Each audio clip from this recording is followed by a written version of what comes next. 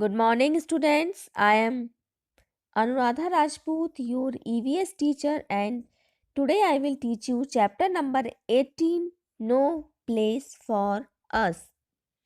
This chapter contains real life incidents, everyday challenges, and also contemporary issue. This chapter comes under family and friends and contains experience of families who migrate in search of work. We need to know the difference between transfer and displacement so that we become sensitive to the problem faced by the urban and poor people. So let's start. Jatra Bhai was sitting at the door with his daughter Jimli. They were waiting for Sidya. It was almost night, but Sidya had not come home. 2 years back, Jatriya's family came to Mumbai from Sinduri village. Here they only knew the family of a distant relative. With their help, Jatriya Bhai began to repair torn fishing nets, but the money he got was not enough. They had to pay for medicines, food, school fees, and rent for the house. Here, they even had to buy water.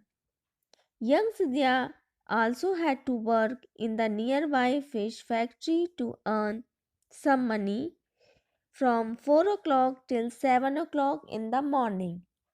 He cleaned and stored the big and small fish.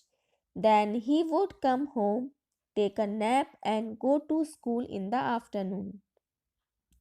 In the evening, he would wander around the vegetable market.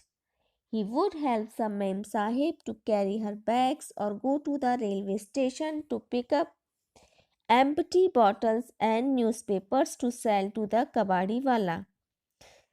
Somehow they were managing their life in the city. It was night, but Sidya had not come home. Jimli was watching a dance on TV through the neighbor's window, but Jatra did not like watching TV. Here, everything was so different. The day would pass running around for work, but the evening brought back old memories. जात्रा भाई अपनी बेटी झिमली के साथ दरवाजे पर बैठकर सिडिया का इंतजार कर रहे थे। रात होने को थी पर सिडिया अभी तक घर नहीं आया था। लगभग 2 साल पहले जात्रा भाई का पूरा परिवार सिंदूरी गांव से मुंबई आया था। अपना कहने को यहाँ दूर के रिश्तेदार का एक परिवार था। उन्हीं की मदद से जात्रा भाई ने मछली पकड़ने के कटे हुए जालों की मरम्मत का काम शुरू किया। इससे तो उनका गुजारा ना हो सका। घर का किराया, दवाई, खाना, स्कूल का खर्चा ही नहीं, पानी भी पैसों से खरीदना पड़ रहा था। छोटे सिडिया को भी पास वाले मछली के कारखाने में काम करना पड़ता था। सिडिया सुबह के 4 बजे से 7 बजे तक मछली साफ करता, छोटी बड़ी मछलियां छांटता। उसके बाद वह घर आता, थोड़ी देर सोकर दोपहर को स्कूल जाता।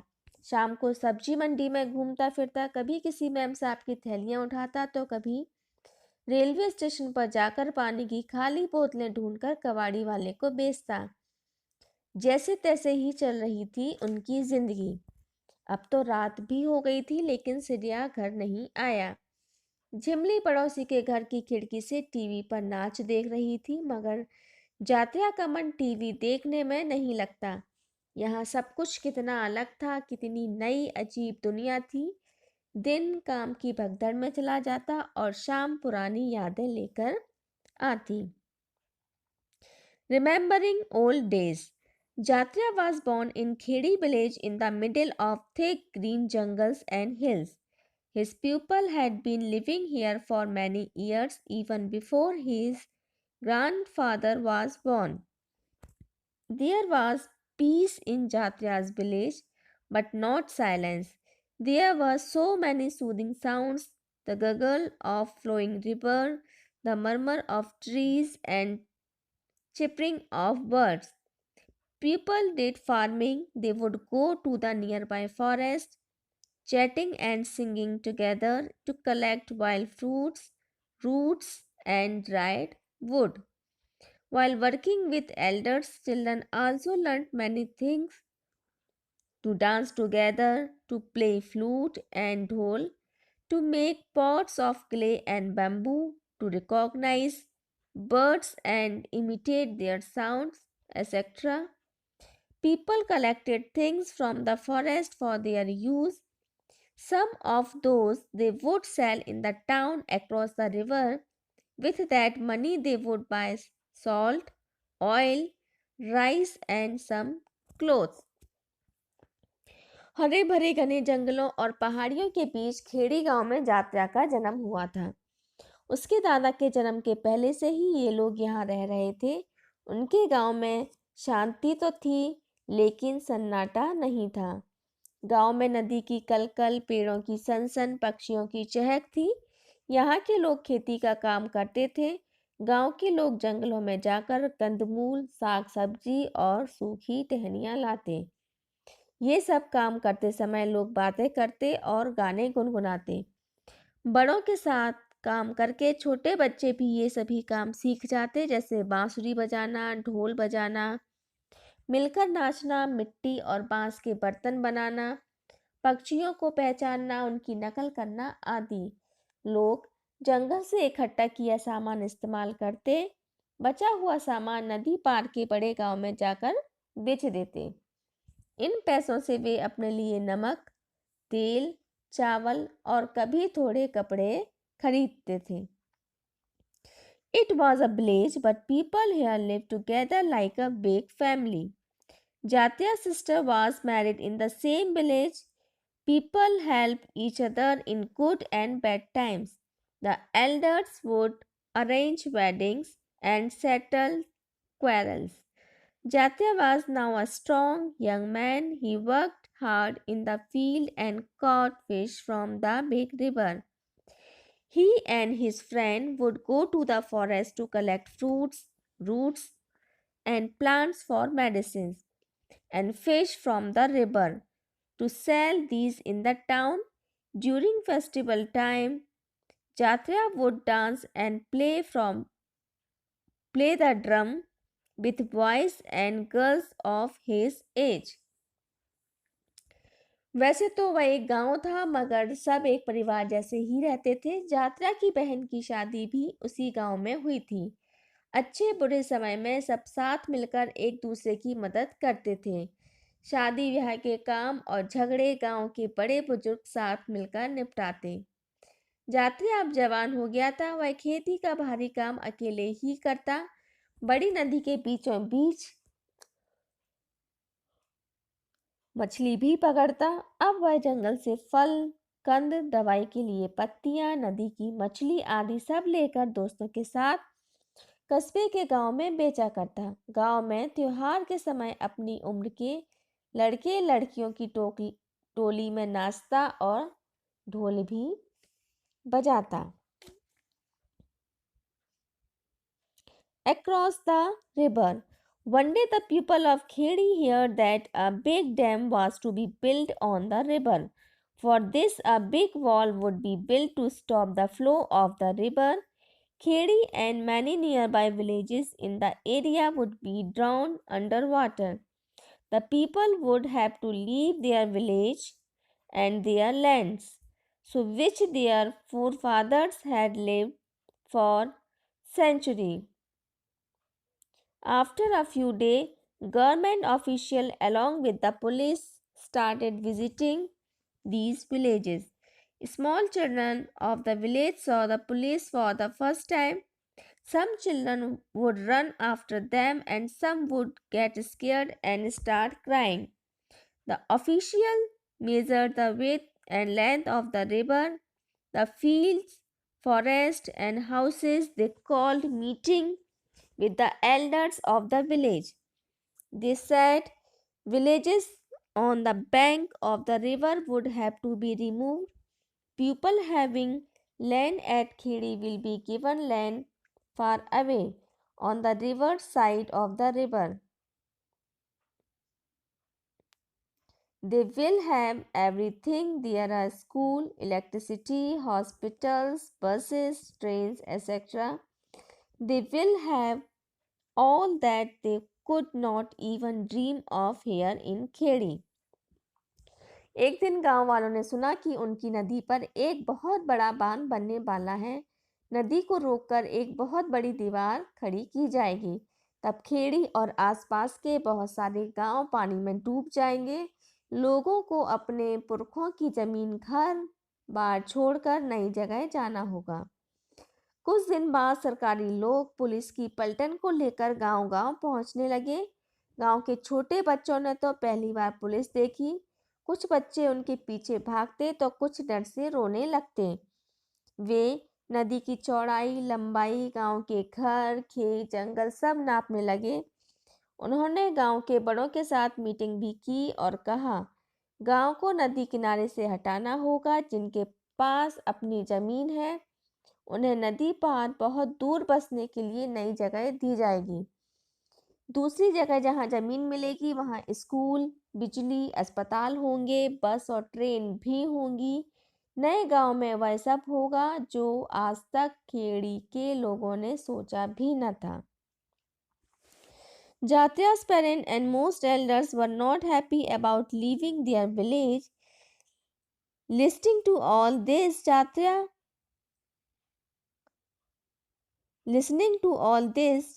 would get a little scared but also feel excited. He would think that after getting married, he would take his bride to the new house in the new village, a house where he could just press a button for the light and turn on the tap for water. He could go by bus to see the city. When he could have children, he could send them to school. They will not be like him who had never been to school.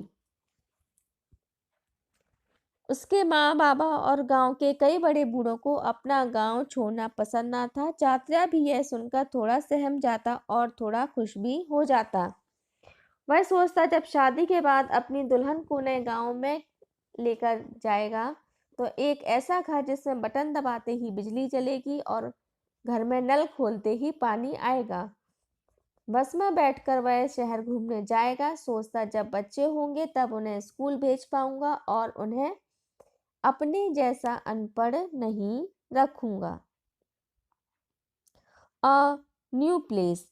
It was a summer afternoon. Jatya was feeling faint in the hot sun and wind. His feet were burning on the coal tar of the Pakka road. There was not a single tree to offer some shade, just a few houses and shops. Jatya was on his way home after buying medicine. He had an old tire on his back. These days he had to light his stove with just these rubber pieces of old tires. These caught the fire fast and also saved some firewood. But the smoke and smell of burning tires were terrible. दोपहर का समय था। कड़ी धूप और गर्म हवा से जात्या बेजान था। डामर से बना रास्ता बहुत ज़्यादा गर्म था और आसपास कोई छायादार पेड़ भी ना था। सिर्फ कुछ मकान और दुकानें थीं। दवाइयाँ खरीदकर जात्या घर की ओर चल पड़ा। उसकी पीठ पर पुराना टायर था। आजकल घर का चूल्हा जलाने के लिए वह ऐसे टायरों के रबड़ के टुकड़ों को जलाता था। ये आग जल्दी पकड़ते थे और इससे लकड़ी भी कम लगती थी, पर इसके जलने से हुई बदबू और धुएं से सब परेशान थे। सिंदूरी नाम के इस नए गांव में हैड टू पे money for everything, medicines, food, vegetables, firewood, and fodder for the animals. They could just not afford to buy kerosene, but from where to get the money for all this? सिंदूरी नाम के इस नए गांव में हर चीज पैसों से मिलती थी। दवाई, सब्जी, अनाज, पशुओं की खुराक और लकड़ी भी। मिट्टी का तेल तो उनकी पहुंच से बाहर था। कहाँ से लाते इतने सारे पैसे? Thinking of all this, Jatya reached home. The roof made of a tin sheet made the house hot like an oven. Jatya's wife had high fever. His daughter Jimli was rocking her little brother Sidya to sleep in her lap. After all, there was no other older person with them. Jatya's parents had been so sad about leaving Khedi that they had died before he moved here. In Sinduri, there were only 8-10 families he could call his own, those from his old village. The whole village had got scattered and people had gone wherever they had been given land. सोचते जात्रा अपने घर तक पहुंच गया। छत के नाम पर टीन की चादर भट्टी के जैसे जल रही थी। यात्रा की बीवी को तेज फीवर था। उसकी बेटी झिमली अपने छोटे भाई सिडिया को गोदी में लेकर सुला रही थी। घर में और कोई बड़ा भी तो नहीं था। माँ और पिताजी तो पहले ही खेड़ी छोड़ने के गम में चल बसे थे। This was not like the new village Jatra had dreamed about. There was electricity, but only for some time in a day, and then the electricity bill had also to be paid. There were taps, but no water. In this village, Jatra got just one room in a tin shed. It had no place to keep the animals.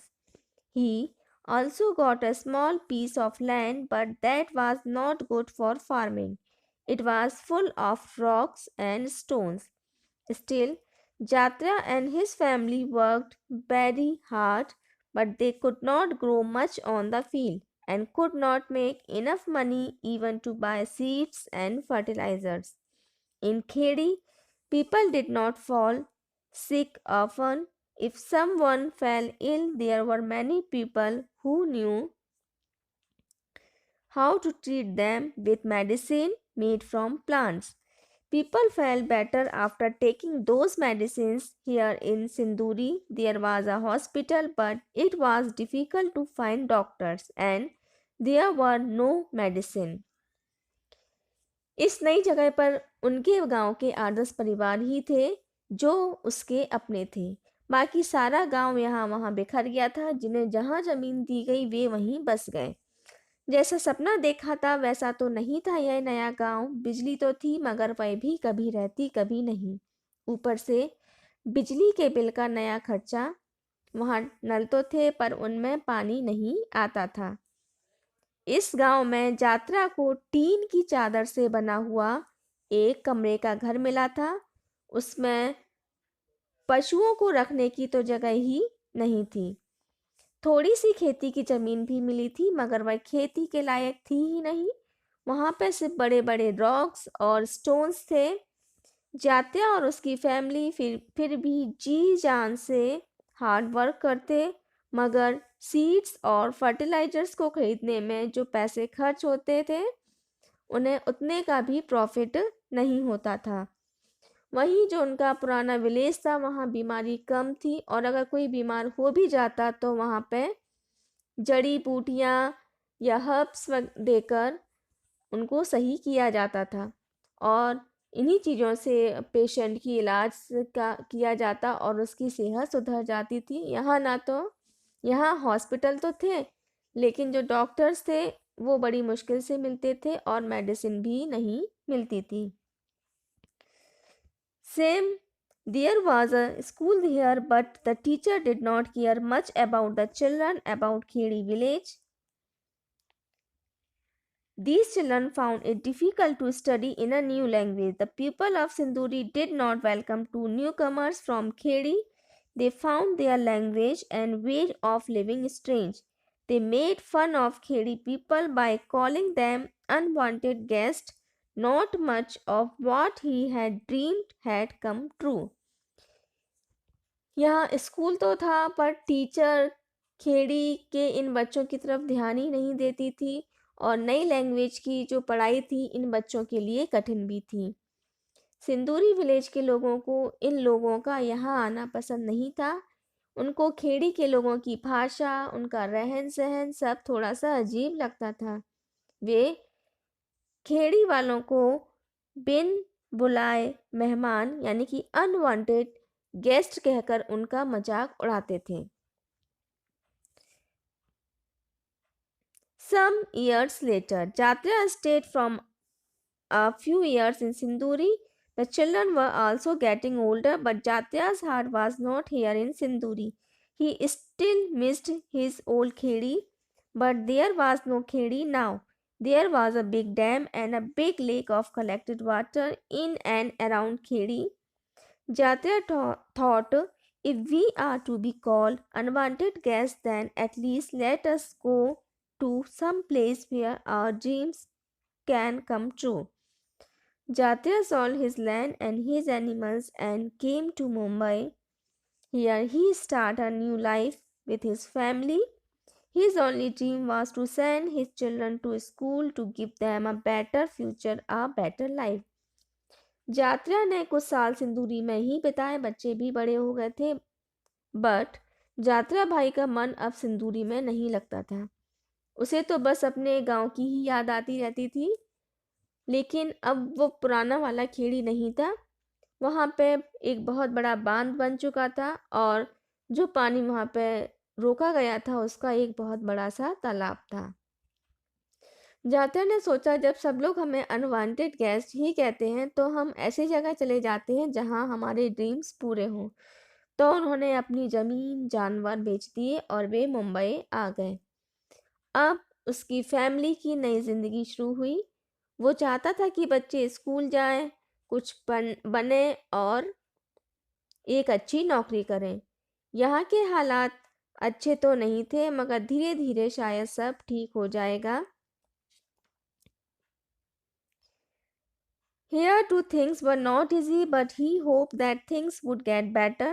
Jatya started saving money to repair his one-room shack. His relative would tell him, don't waste money on this. Who knows? We may have to move from here to in Mumbai. There is no place to stay for outsiders like us. Jatya was scared and worried. He thought, we left Khedi for Sinduri. We then left Sinduri for Mumbai. If we have to move from here too, then where can we go? In this big city, is there not even a small place for my family to stay? जात्रा ने अपनी खोली one room set जो था उनका एक कमरे के रहने की जगह, उसकी रिपेयरिंग के लिए पैसे बचाना शुरू किया और उनके रिलेटिव्स ने कहा कि ये जो पैसे हैं इनको बर्बाद मत करो, शायद हमें यह जगह भी छोड़नी पड़ेगी। हम बाहर से आने वाले लोगों के लिए मुंबई में रहने की जगह नहीं है। जात्रा भाई यह सुनकर डर गए। उन्होंने सोचा, खेड़ी छोड़कर हम सिंदूरी गांव में आए, फिर सिंदूरी गांव को छोड़ा और यहाँ मुंबई में आए। अब अगर यहाँ से भी हटना पड़ेगा तो हम कहाँ जाएंगे? क्या इतने बड़े शहर में मेरे छोटे से परिवार के लिए एक छोटा सा भी घर नहीं है? तो जैसा कि इस चैप्टर में हमने जाना कि जो जात्रा भाई थे उन्हें खेड़ी गांव में रहना पसंद था, लेकिन उन्हें किसी गवर्नमेंट प्रोजेक्ट के चलते हुए खेड़ी गांव छोड़ना पड़ा। सरकार ने उनको एक दूसरे जगह पर, इसका नाम सिंदूरी था, वहाँ पर एक मकान दिलवाया, ज़मीन दिलवाई, लेकिन वो जगह वैसी ना थी जैसा उन्होंने सोचा था, क्योंकि वहाँ पे ना तो अच्छे डॉक्टर थे ना अच्छे टीचर थे।